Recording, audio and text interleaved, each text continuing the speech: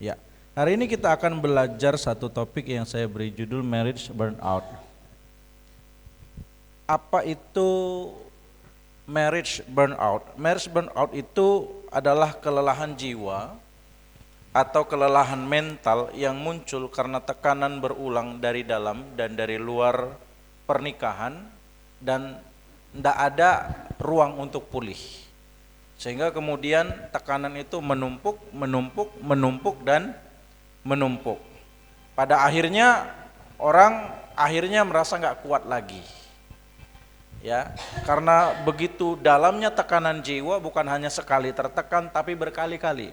Menumpuk lagi, dari sana datang tekanan, dari sini datang tekanan, dari pasangan datang tekanan, dari pekerjaan datang tekanan, ya, anak-anak kemudian juga bikin tertekan, banyak hal. Akhirnya tekanan itu menumpuk dan menumpuk, akhirnya kita burn out. Ya, merasa tidak mampu lagi.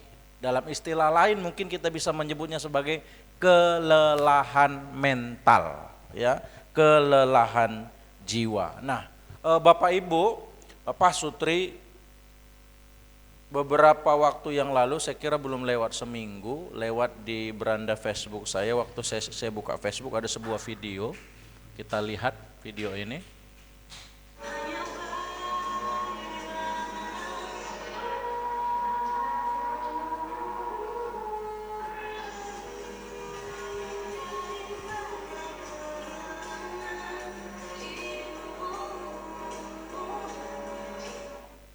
Ya, digambarkan ada seorang ibu yang sedang menggendong anaknya. Anaknya itu sendiri dalam kondisi yang tidak sehat, anaknya ini sedang sakit, dan ibunya mungkin secara mental dan fisik sudah kelelahan. Kita nggak tahu apa cerita sebenarnya, di mana suaminya, apa latar belakang keluarganya, kita nggak tahu persis. Kita hanya dapati potongan video ini dan ibu ini kemudian dalam video ini tumbang. Kita nggak tahu apakah dia sekedar pingsan, ya. Kalau narasinya sih katanya di sini meninggal, tapi saya nggak tahu ya meninggal benar atau enggak. Sekarang di sosial media kan kadang-kadang terlalu di blow up beritanya.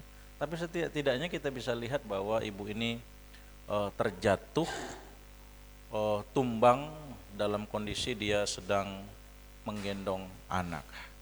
Nah, ini sebenarnya sudah bukan hanya kelelahan mental tapi juga kelelahan fisik.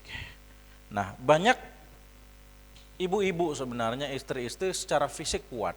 Sebab bagaimanapun Tuhan desain istri sebagai penolong. Jadi saya percaya ibu-ibu ini tahan banting. Ya kan, udah biasa juga dibanting di medan perang gitu ya. Jadi secara fisik kuat. Tapi yang kadang-kadang sering tidak kuat adalah mental, jiwa yang nggak kuat. Fisik mungkin kuat, udah biasa dari kecil kerja keras, udah biasa dari kecil banting tulang, ya. Lagi pula memang perempuan itu kan multitasking, bisa melakukan banyak pekerjaan sekaligus. Tapi yang bisa burnout itu bukan hanya istri-istri, bukan hanya perempuan, laki-laki pun bisa mengalami kelelahan mental. Nah, ada beberapa ciri dari marriage burnout. Yang pertama, orang itu merasa kosong secara emosional. Boleh dihidupin ini supaya saya bisa lihat, ya. Merasa kosong secara emosional. Jadi dia nggak tahu lagi apa yang menjadi fokusnya. Pikirannya kosong. Kosong sebenarnya bukan kosong sih, ya, terlalu penuh akhirnya jadi kosong. Karena terlalu lelah, akhirnya kadang-kadang tidak lagi bisa berpikir dengan baik. Ciri berikutnya dari marriage burnout adalah tidak punya energi lagi untuk pasangan dan untuk anak-anak. Pernah nggak ibu-ibu merasa begini? Sering ya? Ya. Tidak merasa lagi punya energi karena udah terlalu capek. Fisik mungkin masih sanggup, tapi karena mental sudah tidak sanggup, akhirnya anak-anak nangislah kalian situ. Lapar kalian situ. Telanjang kalian di situ. Mama udah nggak sanggup. Akhirnya abai kan, tidak lagi peduli. Ciri berikutnya masalah kecil jadi besar. Sebenarnya ringannya masalahnya, bukan perkara yang berat. Sebenarnya kalau dalam kondisi mental baik-baik itu bisa dihadapi dengan tenang, tapi karena memang sudah burn out, sudah kelelahan, sudah keletihan, akhirnya masalah kecil pun jadi besar. Karena hal kecil pun akhirnya teriak-teriak. Berikutnya menghindari interaksi dengan pasangan. Nggak mau ngomong, ya kan? Udah tidur, tutup muka pakai selimut. Ma, kata anaknya, diem aja.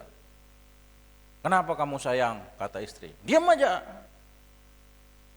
Kalaupun ngomong, sana kalian, capek aku. Wah itu bapak-bapak kalau istri udah begitu berarti sudah burn out, sudah lelah mental. Nah, memang biasa-biasanya Pak yang ngalamin ini kan ibu-ibu, ya. Tapi juga tidak menutup kemungkinan ada bapak-bapak juga yang mungkin karena satu dan lain hal, karena pergumulan, karena penyakit, karena masalah keuangan, akhirnya juga mengalami burnout di dalam pernikahannya, kelelahan jiwa atau kelelahan mental. Nah, beberapa akhirnya ingin lari, ya, ingin lari, menarik diri dari lingkungan, atau bahkan ada yang sampai mikir untuk bunuh diri. Mau lari aja dari dunia ini, udah capek aku, udah gak sanggup lagi aku. Padahal anaknya tadi hanya merengek minta jajan. Tapi rengekan anak yang minta jajan itu bisa bikin panik dan bikin seorang istri pergi meninggalkan rumah. Itu kenapa? Karena sudah mental burnout, karena sudah kelelahan jiwa. Ya, bahkan tidak sedikit kasus di mana marriage burnout ini mengakibatkan seorang istri atau seorang suami berkata, kita cerai. Dan kalau nggak diobati, bisa berujung kepada benar-benar bercerai.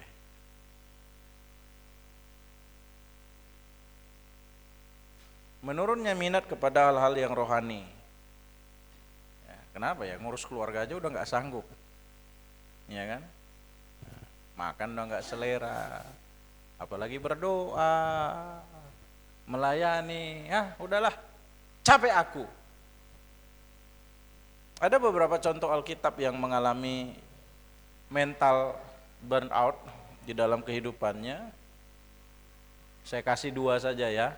Yang pertama Nabi Elia, dan yang kedua Marta. Kita tahu bersama kisah dari Nabi Elia sesudah pertarungannya dengan 450 nabi Baal, ya. Tuhan kasih karunia yang luar biasa, menang melawan 450 nabi Baal. Dia minta api dari langit, Tuhan kasih api dari langit, turun dan membakar korban persembahan yang dipersembahkannya kepada Tuhan. Dia bisa mengalahkan 450 nabi Baal. Tapi karena perkataan Isabel, seorang perempuan saja, dia mengalami mental burnout. Kenapa sampai Elia mengalami mental burnout? Karena saya sudah pernah sampaikan di khotbah tentang Nabi Elia, karena dia merasa sendirian. Dia merasa melayani sendirian.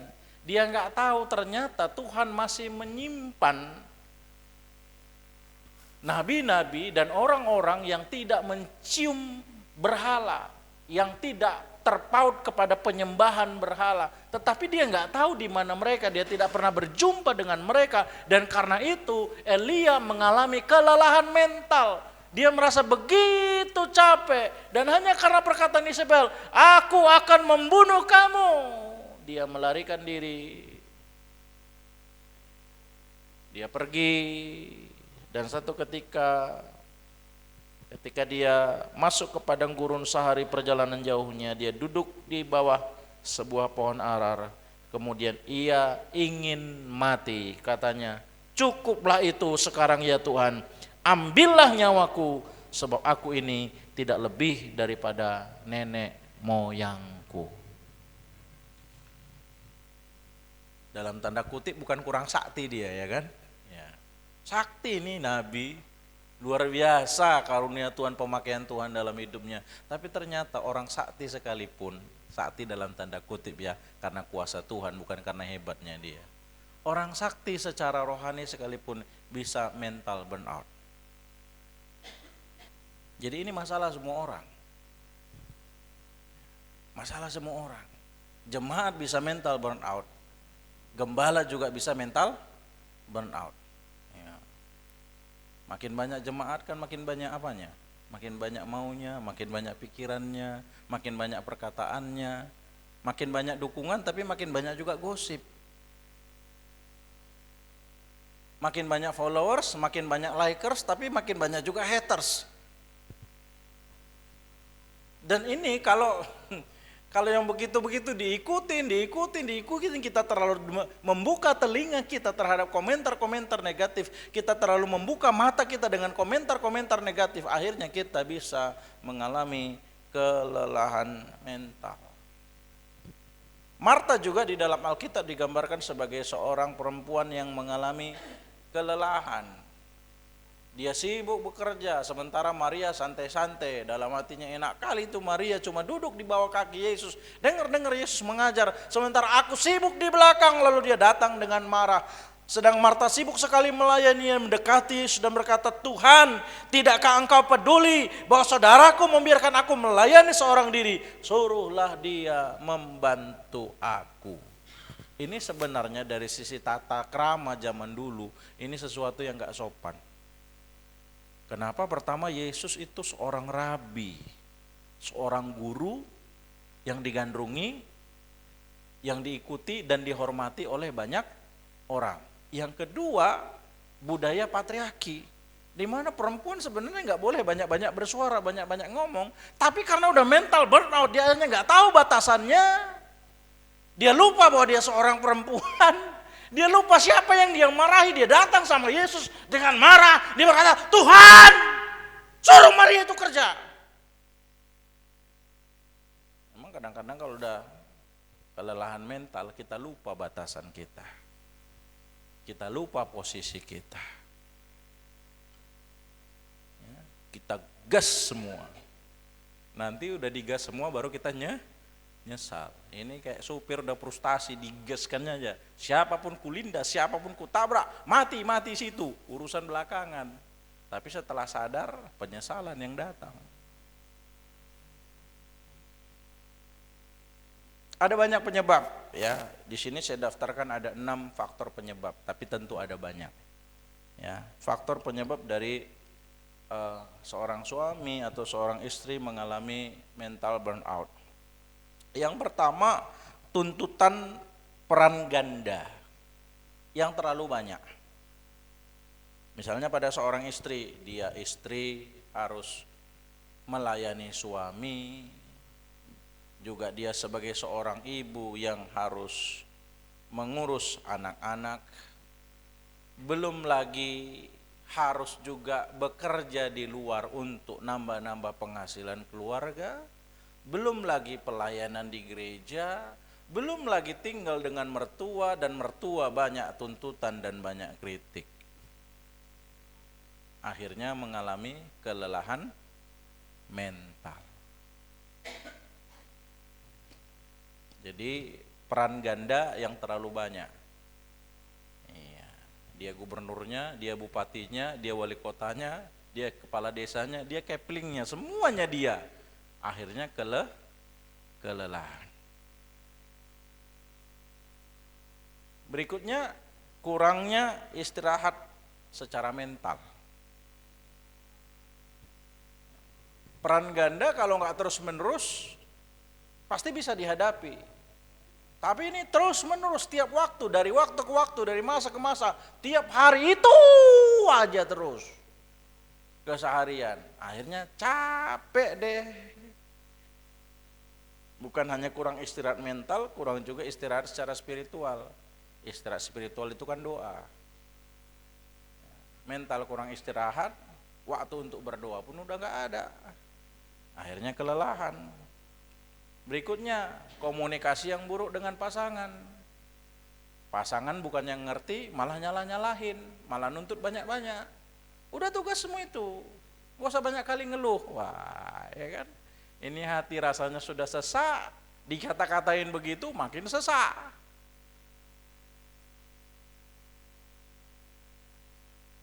Berikutnya, pembagian tugas atau peran yang terlalu kaku dan tidak seimbang. Ada pernikahan yang suami istri itu terlalu kaku. Pembagian tugas dan perannya. Cuci piring urusanmu. Nyuci urusanmu. Masak urusanmu. Ngurus anak urusanmu. Terus kau apa urusanmu? Cari uang. Ada suami yang penting aku udah cari uang, yang penting aku udah ngasih uang, urusan rumah urusanmu. Jangan minta-minta tolong sama aku, jangan minta-minta bantu, jangan suruh-suruh aku. Aku sudah capek kerja di luar. Terlalu kaku dengan pembagian tugas. Terlalu kaku dengan pembagian peran, dan kadang-kadang memang sering sekali juga tidak seimbang. Bapak-bapak kan sering merasa dia yang paling capek karena sudah kerja di luar sana. Tapi sekali kalau tukaran misalnya jadi bapak-bapak jadi ibu-ibu, akan tahu juga bagaimana capeknya ngurus rumah dan ngurus anak-anak. Tapi sebaliknya pun kadang-kadang ibu merasa dirinya yang paling capek, nggak ngerti juga gimana capeknya suami di luar sana. Jadi sama-sama merasa diri paling capek.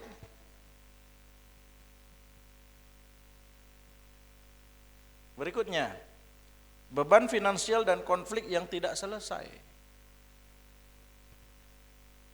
Urusan rumah menekan, anak-anak menekan, cengengnya bukan main. Disuruh mandi nggak mau mandi, disuruh makan nggak mau makan, loncak sana, loncak sini, semua barang diberantakin. Datang hubungan juga dengan pasangan lagi nggak beres, lagi marah-marahan, udahlah mati aja kau semua, kan gitu jadinya.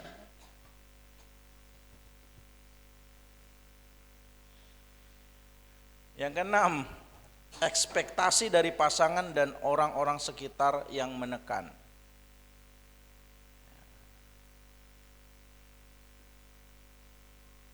Kita merasa nggak sanggup, tapi sering sekali orang-orang berpikir kita sanggup. Ekspektasi orang terhadap kita terlalu tinggi, dan demi memenuhi ekspektasi itu kadang-kadang ditahankan terus, akhirnya kelelahan. Saya nggak punya tempat yang muat. Sebenarnya ada satu lagi, apa itu? Nggak punya teman, sendirian, nggak punya teman sharing. Makanya bapak-bapak, ibu-ibu, kalau ada masalah, carilah teman sharing. Kadang-kadang memang ada urusan-urusan rumah tangga yang mungkin kita malu untuk cerita. Tapi carilah teman yang bisa dipercaya, tapi jangan teman sembarang teman. Teman yang bisa dipercaya dan yang juga bisa memberi solusi, setidak-tidaknya mendukung secara rohani.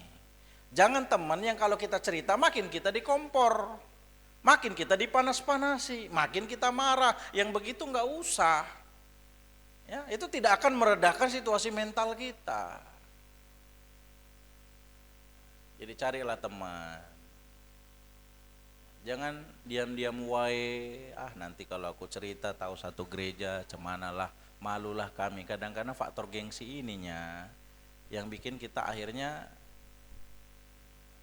ya sudah setengah gila sebenarnya. Ya kan? Dikit lagi tambah derajatnya udah harus masuk rumah sakit jiwa, atau setidak-tidaknya harus jumpa psikiater. Udah gangguan mental. Hari-hari ini kan makin banyak orang gangguan mental. Sudah burn out, hanya terganggu. Hati-hati Bapak Ibu, jangan makin banyak ya yang terganggu secara mental. Harus ada teman cerita. Sebab dengan bercerita 50% masalah sudah selesai. Ilmu psikologinya itu begitu. Dengan cerita aja, dengan sharing saja 50% beban itu sudah terangkat. Jadi jangan jadi orang yang terlalu tertutup lah.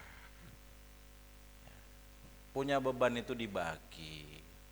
Toh kalau orang yang kita percaya itu kita cerita sama dia, nggak akan dia cerita sama orang. Yang penting kita punya teman untuk cerita. Jangan dipendam-pendam sendiri semuanya. Ya, bahkan orang Kristen yang taat sekalipun bisa burn out. Pendeta sekalipun bisa burn out. Karena nggak bisa bedakan antara melayani Tuhan dengan menyenangkan orang. Hanya kelelahan, nggak punya teman pula, nggak ada dukungan pula, kurang support, pasangan pun nggak bisa support, akhirnya capek, lelah. Kalau nggak diatasi apa dampaknya? Nah ini kita lihat coba, apa dampak ketika kelelahan mental ini tidak diatasi? Yang pertama, Bapak Ibu bisa kelihatan nggak ya? Bisa ya? Coba baca. 3 ya. Dingin secara emosional dan rohani. Jadi dingin. Sama pendetanya pun jadi dingin. Salamnya pun enggak.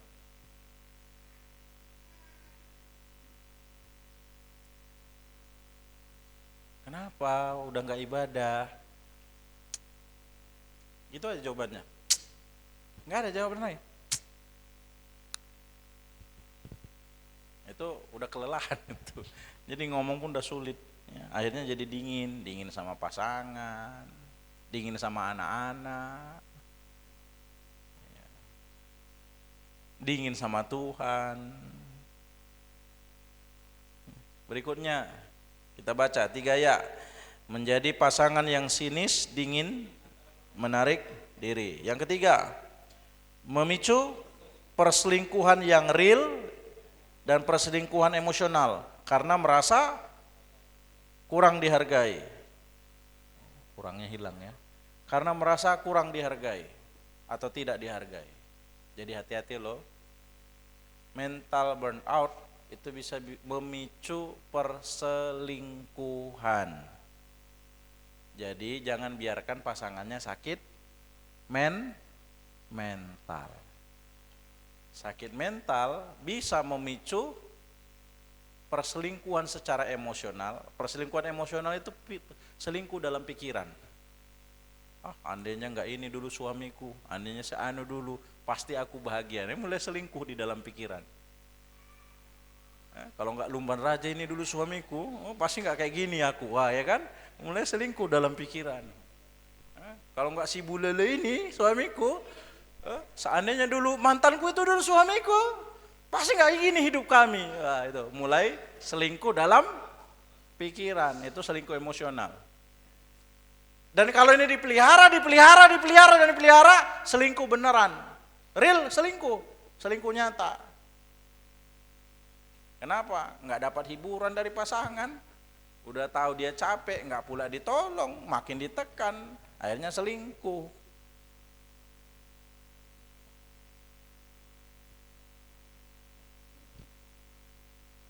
Apalagi depresi ringan, depresi berat hingga bunuh diri. Ada yang sudah sempat depresi ringan? Angkat tangan.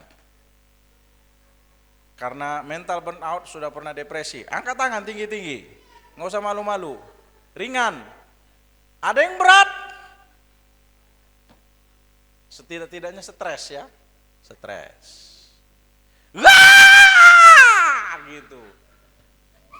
Itu kalau udah bunyi kayak gitu, itu udah capek itu Pak. Kalau sudah tiba-tiba ada bunyi, itu udah Ah itu dia.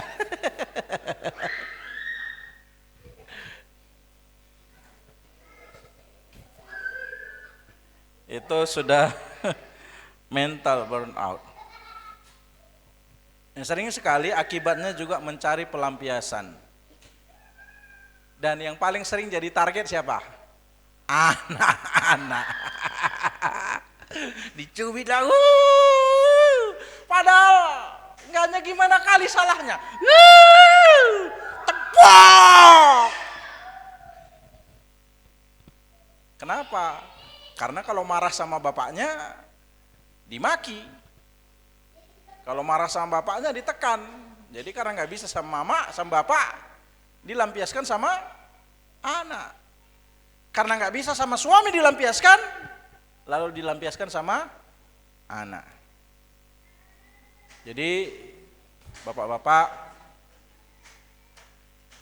1 Petrus 3 ayat 7 berkata, hiduplah bijaksana dengan istrimu sebagai kaum yang lebih lemah dan teman pewaris dari kasih karunia Allah. Jadi kalau udah ada indikator pasangan istri itu mental burnout, jangan dicuekin, jangan dibiarin, sebab kadang-kadang nanti jadi korban siapa? Anak. Padahal kita sayang anak kan Pak. Nah, tapi kalau kita biarin istri kayak gitu, nanti anak yang kena Pak. Kita nggak tahu nanti, tapi udah ya kan, dibiarin lapar 1 hari nggak dikasih makan itu anak, bisa begitu Pak. Kenapa? Karena dia sendiri udah nggak bisa kelola pikirannya. Ibu, bapak-bapak perhatikan Pak, kalau istri-istri nggak dapat asupan nutrisi jiwanya nggak tercukupi kebutuhannya, dan kemudian kelelahan jiwa, kelelahan mental, maka jangankan menghadapi orang lain, menghadapi dirinya sendiri pun dia tidak mampu. Itu sebabnya dampaknya adalah mengabaikan anak-anak, mengabaikan rumah, mengabaikan segala hal. Kenapa? Karena sudah merasa capek. Apa jalan keluarnya? Nah ini yang penting kan. Apa jalan keluarnya? Mari kita buka dulu Alkitab. Mazmur pasal yang ke-42.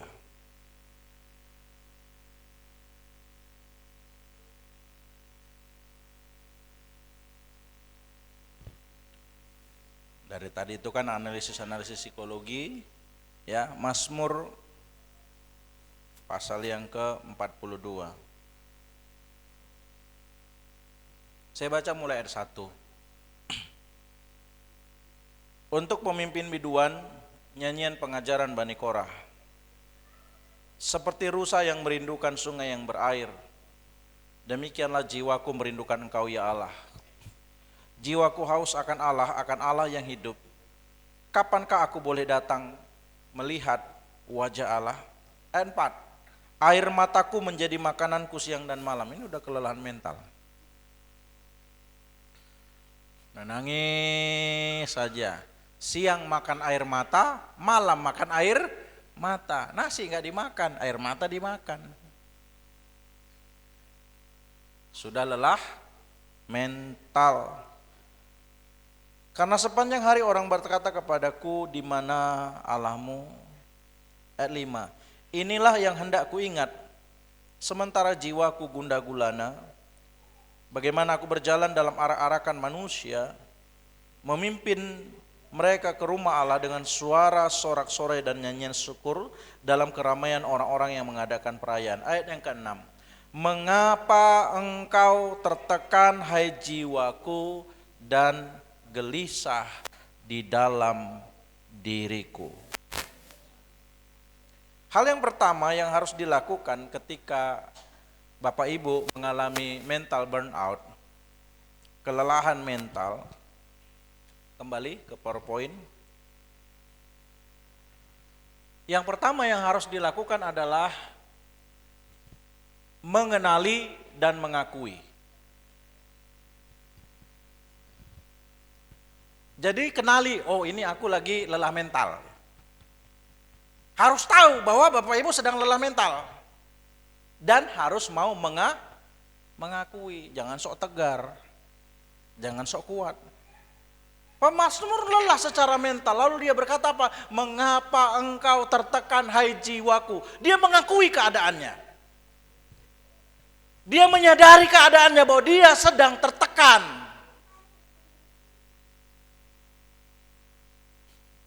Tidak usah mencoba tegar di hadapan orang lain.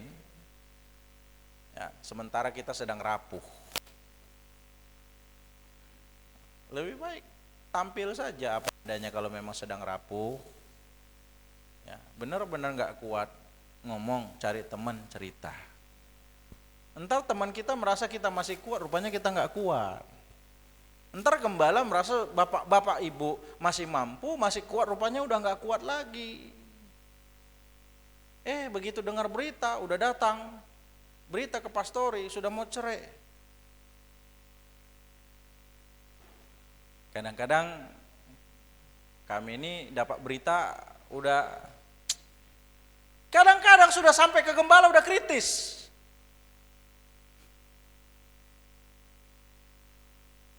Tapi waktu masa ribut-ributnya, tengkar-tengkarnya diem aja ya. Kami pikir ya aman-aman wae, baik-baik saja semua. Tiba-tiba udah kritis. Itu perlunya kita mengaku, cerita. Keterbukaan awal dari pemulihan. Kalau udah kritis kan, kadang-kadang Bapak Ibu harus sadar juga, gembala bukan Tuhan. Kalau udah kritis, terus terang, kadang-kadang kami pun udah nggak mampu. Kemarin ada ibu gembala ngobrol-ngobrol kami. Aku kalau jemaat datang, katanya mau cerai, pulang aja kalian. Gak usah kita ngomong, gak usah kita konseling. Karena kamu datang ke sini, niatmu udah gak baik. Jadi kayak manapun ku bilang, pasti gak akan kau dengar. Pulang aja kalian.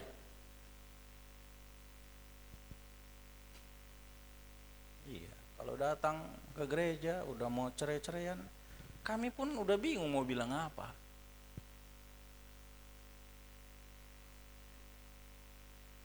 Karena kalau udah sampai level mau bercerai, itu pasti hati sudah sangat keras. Kayak Firaun udah dikeraskan hati. Nah, bikin hati keras jadi lembut ini gak sebentar.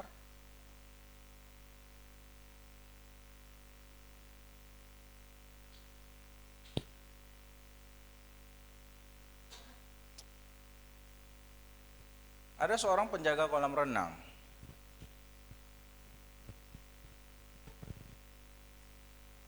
Dia mengamati, melakukan tugasnya sebagai seorang penjaga, memastikan semua orang selamat. Lalu terjadi peristiwa, ada seorang perempuan yang kemudian tenggelam, tapi dia masih kuat, masih. Apa yang dilakukan penjaga ini? Ditengokinnya aja terus, tengokinnya aja terus, tengokinnya aja terus, ditengokinnya aja terus, bukan dia langsung terjun, tolong, ditengokinnya. Tapi ketika perempuan itu sudah lemas, sudah tidak banyak pergerakan, disitulah dia kemudian meloncat, terjun dan menolong perempuan yang tenggelam itu. Orang-orang mulai protes, lama kali kau bergerak bang, udah lemas baru kau tolong. Penjaga kolam renang bilang apa? Itulah ilmu penyelamatan. Itulah ilmu penyelamatan. Sulit menolong orang yang masih meronta-ronta. Sulit menolong orang yang masih memberontak. Nah, kami juga kadang begitu Bapak Ibu. Di konseling meronta-ronta, dibilangin memberontak, dinasehati nggak dengar. Kadang-kadang memang sulit menolong orang yang nggak mau dengar. Sulit menolong orang yang masih meronta-ronta. Sulit menolong orang yang masih melawan. Kadang-kadang yang harus dilakukan, dia sambil berjaga-jaga di dalam doa. Tunggu sampai lemas dulu. Ya. Kadang-kadang memang kami gembala gitu, tunggu sampai lemas dulu, tak berdaya dulu, menyerah dulu, baru ditolong. Sebab lebih mudah menolong orang yang sudah merasa tak berdaya daripada orang yang masih berjuang dengan kekuatannya sendiri. Bayangin coba, kita tolong orang yang masih meronta-ronta, bukannya kita nolong, nanti kita pun ditenggelamkannya. Bukan hanya dia yang lelah mental, kita pun nanti jadi lelah mental menolong dia. Makanya maunya kan Bapak Ibu, janganlah lama-lama kali baru cerita sama kami. Janganlah udah kritis-kritis sekali, udah masuk, udah koma baru cerita sama gembala. Kadang-kadang terus terang saya bilang, kami pun udah nggak tahu lagi mau buat apa. Tinggal berserah kepada Tuhan lah, kasih karunia Tuhan. Kelelahan itu bukan dosa. Dan justru kalau kita sangkal itu bisa memperparah luka. Jangan merasa gagal, tapi jujurlah di hadapan Tuhan dan di hadapan pasangan. Perlu juga ngomong sama pasangan, Pak, aku udah capek. Capek aku, sering. Tapi tidak digubris, ini kadang masalah. Aku pun kadang-kadang lalai kok. Ku akui, kadang-kadang aku lalai. Ibu Gembala udah bilang, aku capek. Tapi ku pikir masih sanggup. Rupanya sudah benar-benar capek. Udah hampir kolaps. Terakhir, udah kacau rupanya pikirku. Kadang-kadang aku pun lalai. Makanya sama-sama belajar kita. Tapi ibu-ibu, bapak-bapak pun kadang-kadang bisa lelah mental. Walaupun mungkin gejalanya nggak sama seperti istri-istri. Jadi mungkin kalau pria-pria itu gejalanya dia murung, nggak lagi lemas, nggak lagi bersemangat gitu ya. Mungkin marah-marah enggak, merepet apa gitu. Mungkin enggak. Udah diam aja. Kayak ayam pelo, ayam apa? Kalau orang Karo bilang manuk bernungan katanya. Ayam yang sakit udah mau mati ya. Kalau laki-laki kadang-kadang begitu, diam aja dia. Enggak mau bicara gitu. Itu lelah mental. Ditolong. Kalau laki-laki gampang menolongnya, Bu. Gampang untuk charger laki-laki. Ya, gimana charger laki-laki? Seks. Ya, laki-laki kalau udah lemas, aja hubungan seks, pasti langsung on lagi baterainya itu.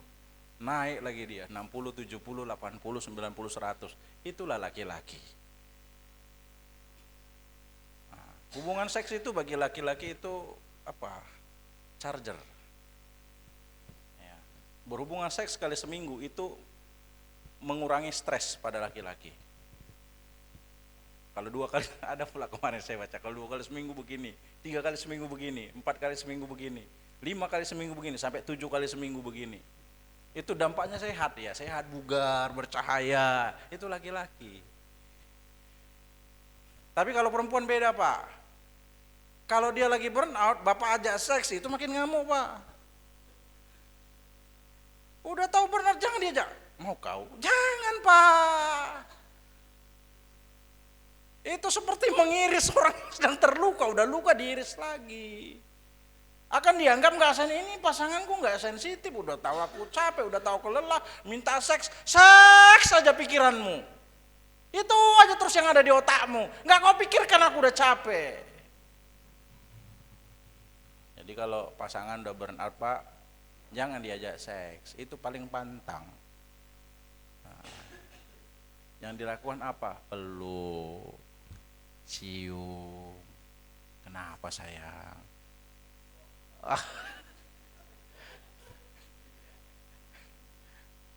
Nggak selalu loh, Pak, uang jadi jalan keluar, Pak, nggak selalu. Nggak selalu. Nggak jalan keluar, tapi jalan tengah ya. Ya, Pak. Bikin kuat ya, iya. Tapi masalahnya kadang-kadang nggak bisa kita kasih itu. Kalau Bapak bisa kasih 10 ikat langsung tok gitu, sembuh demamnya memang Pak. Tapi sering kan kita nggak bisa kasih itu. Itu masalahnya. Lalu kalau kita nggak kasih 10 ikat itu minimal dipeluk Pak.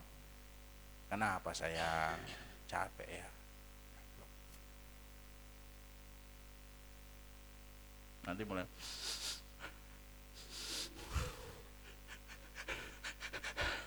Oh iya ya.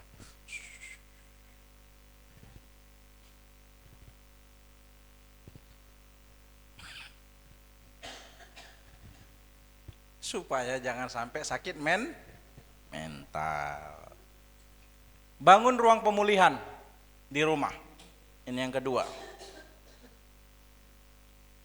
Ya, bangun ruang pemulihan di rumah. Pasal 43 ayat yang kedua. Atau mulai dari ayat yang ke-1. Ini satu pasal ini apa dia? Judulnya sama dalam satu judul gitu karena dia Mazmur yang berlanjut. Ayat 1, berilah keadilan. Atau mulai dari ayat 12 pasal 42-nya, mengapa engkau tertekan hai jiwaku, dan mengapa engkau gelisah di dalam diriku?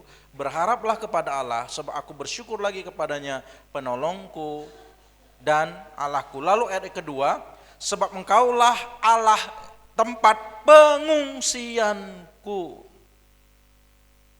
Jadi cari tempat pengungsian. Bangun ruang pemulihan. Apa ruang pemulihan itu? Back, kembali. Coba mungkin perlu yang namanya sahabat. Sahabat dalam rumah. Sahabat dalam rumah itu gini, udahlah hari ini gak usah ngapa-ngapain kita.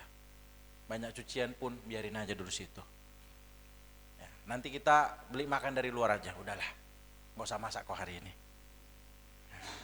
Cucian biar aja itu, nanti bisa lain kali. Ya, anak nanti aku yang mandikan. Nah, udah, pokoknya tenanglah dulu. Nah, itu namanya sahabat. Tanpa agenda, tanpa rutinitas, tanpa beban. Perlu ada yang namanya hari sahabat. Jadi di rumah tangga, di pernikahan pun perlu sahabat. Lakukan hal-hal yang memulihkan emosi. Berdoa bersama. Kalau enggak pergi kita dulu yuk ke Indomaret bikin puding kita. Beli puding kita. Masak bersama. Ibu yang masak pudingnya, bapak yang ambil tempatnya untuk tuangnya, masuk ke lemari es. Iya kan? Ya. Jalan santai. Atau udah ke bioskop kita dulu nonton kita, atau makan kita dulu di Chicken Crush. Ya. Tapi kan uang semua itu kan Pak. Ya, makan Chicken Crush uang, nonton bioskop uang. Nah paling murah, ada yang paling murah Pak, nggak pakai bayar, pelukan aja di kamar, pelukan gitu. Itu namanya sahabat. Sahabat.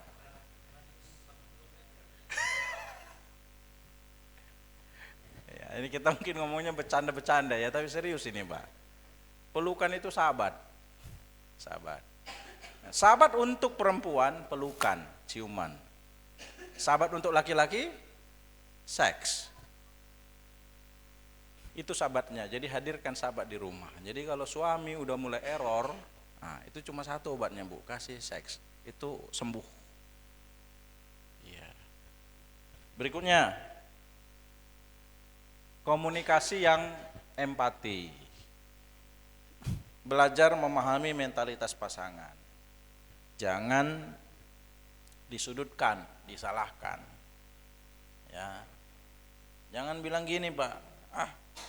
Cengeng kali pun gitu aja. Mama aku dulu, dibandingkan pula lagi kan. Mama aku dulu, anaknya 12, kau anakmu 4-nya, anakmu pula katanya kan, padahal bikin bersama. Mama aku dulu anaknya 12, enggaknya dia gila. Kau anak 4, masih gini aja pun udah gila. Ya enggak taunya dia dulu mamanya pun hampir gila. Cuma dia masih kecil. bukannya ditolong malah ditekan, dibanding-bandingkan. Bangunlah komunikasi yang empati. Capek ya sayangnya. Udahlah, udah istirahat dulu lah. I love you. Apa? Cerita lah dulu yuk, cerita, ngomong lah yuk, ngomong. Lagi nggak selera aku ngomong. Ya udahlah, udah sini kupeluk. Komunikasi yang empati. Berikutnya doalah, berdoa, ya, untuk mencurahkan hati di hadapan Tuhan dan saling mendoakan, kudoakannya. Kalau suami yang lagi stres, istri tumpang tangan nggak apa-apa juga, kudoakan ya sayangnya. Tuhan tolong suamiku, lagi stres dia, proyeknya lagi kacau, tolonglah Tuhan, kasih ketenangan, kasih damai sejahtera. Berdoa bersama. Berikutnya, evaluasi dan selesaikan bersama. Apa yang harus dikurangi? Kan tadi karena sudah menumpuk kan, peran yang terlalu banyak gitu. Jadi yang mana yang bisa dikurangi? Ya. Lalu yang mana prioritas yang harus dikerjakan? Gak usah dulu semua dikerjakan. Ya, walaupun mama-mama seisi dunia ini mau dikerjakannya semua mungkin kan, gak usah dulu semua dikerjakan. Kalau lagi mental burnout, yang mana yang penting-penting? Ya, kalau bisa beli makan dari luar, beli aja dulu makan dari luar. Ya, tapi mandikan anak nggak mungkin kita panggil orang mandikan anak, itu prioritas kan, dimandikan, kasih makan. Yang mana prioritas kerjakan, yang nggak terlalu prioritas bisa dikerjakan orang lain, serahkan kepada orang lain. Dan salah satu cara juga untuk mengatasi marriage burnout ini adalah dengan saling membantu. Jadi jangan terlalu kaku. Walaupun tadinya mungkin kita mikirnya cuci piring tugas istri, tapi kalau lagi mental burnout nggak apa-apa Pak, sekali-sekali cuci piring, sekali-sekali bantu istri cuci, sekali-sekali bantu istri jemur, nggak turun harga diri kok, nggak turun harga diri, supaya istri mentalnya sehat. Kan ibu gembala kalau sehat mentalnya, ya kan, anak-anak terawat dengan baik, jemaat terawat dengan baik. Tapi kalau ibu gembala nggak sehatnya, nggak mentalnya nggak sehat, aku nggak kerawat, ujungnya kan capek juga. Gitu. Jadi saling bantu. Dan yang terakhir, perlu juga ini mungkin Pak, Bu, nih, jalan-jalan, healing. Liburan, jangan dikumpul terus uang itu, jalan-jalan lah sekali-sekali, ya kan, makan bersama. Kalau anak bisa ditinggal, pergi aja berdua dulu, ya kan, romantis, makan di mana, gitu. Di sini apa tempat makan sama-sama ya? Kalau kami makan chicken keras aja terus. Karena itu suka anak-anak. Ya. Sebenarnya yang lain suka sih, cuma agak mehong ya. Pergi ke tempat-tempat makan. Ini Marelan ini kan penuh banyak tempat kuliner, lumbung kuliner itu ada. Ya, pergi kemana, jalan-jalan. Ada yang nggak suka ke tempat makan, sukanya nengok alam, pergi ke sungai, ya kan. Ada yang nggak suka nengok alam, sukanya nengok mall, ya udah masuk mall walaupun lagi sepi sekarang mall kan, ya digilas sama online. Pokoknya apalah supaya tenang pikiran. Soalnya ibu-ibu kalau kurang jalan-jalan bisa kayak iklan itu ya, kamu kalau lagi lapar katanya, ribet kalau lagi lapar gitu. Jadi kadang-kadang itu jadi rewel ya, bawel ya kan, maka diajak jalan-jalan Pak Bulala, jangan dipangkas terus kepala orang Pak, ajak jalan-jalan istri sekali-sekali, tutup 1 hari dulu pangkas itu, jalan-jalan kalian Iya kan? Itu perlu. Supaya jangan tiap hari Ibu Jenny teriak-teriak. Wawawa. Begitu Bapak aja jalan-jalan, besok teriaknya udah turun itu. Wawawa gitu dia. Udah suaranya itu udah lebih lembut. Kenapa? Karena baterainya itu udah terisi penuh. Saling mendoakan. Tapi yang paling penting dari semua, Tuhan Yesus berkata seperti ini. Kita baca bersama, 3 ya. Marilah kepadaku semua yang letih lesu dan beban berat, aku akan memberi kelegaan kepadamu. Kadang-kadang mau jalan-jalan pun mikir duitnya nggak ada. Mau healing-healing mikir duitnya nggak ada. Mau makan-makan mikir duitnya nggak ada. Yesus bilang apa? Datanglah kepadaku semua yang letih lesu. Soalnya kalau sebulan 5 kali kumat, 5 kali jalan-jalan ya berat juga kan? Ya berat, 5 kali kumat, 5 kali jalan-jalan 1 bulan, berat juga. Yesus bilang apa? Datanglah kepadaku. Kayak khotbah saya minggu lalu Pak, hari Minggu kemarin. Waktu lihat kenyataan, sakit mata kita kan, elus-elus dada, lalu banyak-banyak tutup mata. Ku berdiam diri di hadapanmu, berharap lagi sama Tuhan, minta Tuhan lagi tolong. Kadang-kadang cerita sama gembala pun, gembala gak bisa selesaikan. Lalu apa yang harus dilakukan?